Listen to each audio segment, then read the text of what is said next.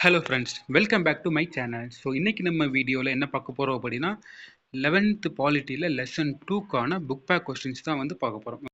So already வந்து lesson 1க்கான book back questions வந்து போட்டாச்சு. 12th ஹிஸ்ட்ரியோட புக் பேக் கொஸ்டின்ஸ் எல்லாமே வந்து அப்லோட் பண்ணியாச்சு. ஸோ அதை பார்க்காதவங்க நம்ம சேனலில் வந்து பிளேலிஸ்ட் வந்து க்ரியேட் பண்ணியிருக்கோம், அதில் பார்த்துக்கோங்க. ஸோ இன்றைக்கி லெசன் 2க்கான புக் பேக் கொஸ்டின்ஸ் வந்து ஒரு 9 கொஸ்டின்ஸ் கிட்டே இருக்குது, ஓகேங்களா? ஸோ வந்து ஒரு 2-3 தடவை வந்து ரிப்பீட்டடாக வந்து பார்த்துக்கோங்க. ஸோ அப்போ தான் வந்து உங்களுக்கு வந்து ரொம்ப வந்து கிளியராக வந்து அண்டர்ஸ்டாண்டிங் வந்து ஆகும். ஏன்னா டேரெக்டாக வந்து இந்த புக் பேக் கொஸ்டின்ஸ் வந்து அப்படியே வந்து எக்ஸாம்ஸில் வந்து நமக்கு வந்து கேட்கறதுக்கான சான்சஸ் வந்து இருக்குது. ஸோ லெசன் 2 என்னென்னு பார்த்தோம்னா அரசு. ஸோ அதில் ஃபஸ்ட்டு கொஸ்டின் என்னென்னா, அரசு என்ற சொல்லை முதலில் பயன்படுத்திய அரசியல் அறிஞர் யார்? ஸோ இதுக்கு சரியான ஆன்சர் பார்த்தோம்னா ஆப்ஷன் ஆ, நிக்கோலோ மாக்கியவல்லி. அடுத்து செகண்ட் கொஸ்டின், லெவியதான் என்ற நூலை எழுதியவர் யார்?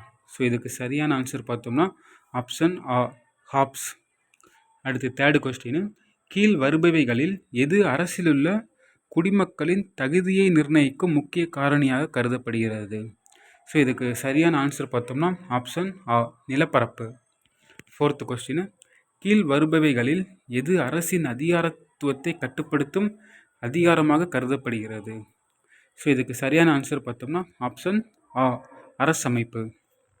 அஞ்சாவது கொஸ்டின், நிலப்பரப்பின் மீதான இறையாண்மை அல்லது அரசின் இறையாண்மை என்பது அதன் எல்லைக்குட்பட்ட பகுதி அனைத்திற்கும் வெளிநாடுகளின் கட்டுப்பாட்டில் இருந்து முழுமையான சுதந்திரம் அடைவது என்பதே நவீன அரசுகளின் வாழ்வின் அடிப்படை கொள்கையாகும் என்று கூறியவர். ஸோ இதுக்கு சரியான ஆன்சர் பார்த்தோம்னா ஆப்ஷன் ஆ, எலியட். ஸோ அவர் தான் வந்து இந்த சென்டென்ஸை வந்து சொல்லியிருப்பார்.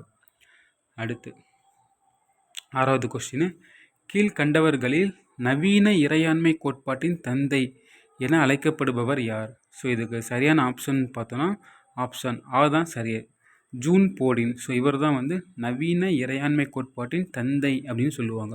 இவர் எந்த நாட்டை சேர்ந்தவர் அப்படின்னு பார்த்தோன்னா பிரான்ஸ் நாட்டை சேர்ந்தவர். அடுத்து ஏழாவது கொஸ்டின், கீழ் வருபவைகளில் எது நவீன அரசின் பணிகளை சார்ந்தது அல்ல? ஸோ இதுக்கு சரியான ஆன்சர் எதுன்னு பார்த்தோம்னா ஆப்ஷன் இ, மத கடமைகள். ஸோ இதுதான் வந்து நவீன அரசின் பணிகளில் வந்து சாராதது. அடுத்து எட்டாவது கொஸ்டின், தமிழக அரசாங்கத்தின் எந்த தலைசிறந்த திட்டம் இந்தியாவின் பிற மாநிலங்களில் பின்பற்றப்படுகிறது? ஸோ இதுக்கு சரியான ஆப்ஷன் எதுன்னு பார்த்தோன்னா ஆப்ஷன் ஆ, மதிய உணவு திட்டம். ஸோ இது வந்து யார் கொண்டு வந்தாங்க, எந்த முதலமைச்சர் வந்து இந்த திட்டத்தை வந்து கொண்டு வந்தாங்க, அவங்க வந்து முதலமைச்சராக இருந்திருப்பாங்க பார்த்தீங்களா?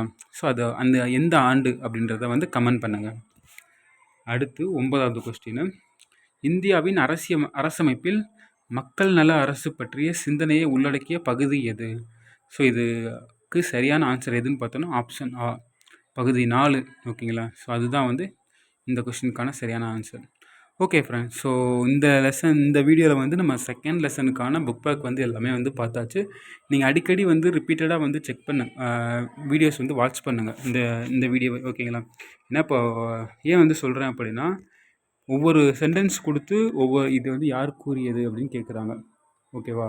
ஸோ அதில் நீங்கள் 2-3 மெம்பர்ஸை வந்து படிச்சிருப்பீங்க. ஸோ அது வந்து உங்களுக்கு வந்து கன்ஃபியூஸ் ஆகாமல் இருக்கிறதுக்காக தான் அது வந்து ரிப்பீட்டடாக வந்து பார்க்க சொல்கிறது. ஓகே ஃப்ரெண்ட்ஸ், ஸோ உங்களுக்கு வந்து இந்த வீடியோ பிடிச்சிருந்துச்சு அப்படின்னா உங்களோட ஃப்ரெண்ட்ஸ்க்கெலாம் வந்து ஷேர் பண்ணுங்கள்.